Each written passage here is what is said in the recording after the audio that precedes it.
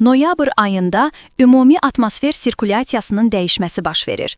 Tutqun və buludlu günlərin sayı çoxalır. Soyuq hava kütlələrinin əraziyə tez-tez daxil olması nəticəsində havanın temperaturu xeyli aşağı enir. Bu haqda Ekologiya və Təbii Sərvətlər Nazirliyindən məlumat verilib. Məlumatda qeyd edilib ki, bu ilin noyabr ayında havanın orta aylıq temperaturunun əsasən iqlim normasına yaxın olacağı proqnozlaşdırılır. Aylıq yağıntının miqdarı əsasən iqlim normasına yaxın, bəzi ərazilərdə isə normadan bir qədər çox olacağı ehtimal edilir.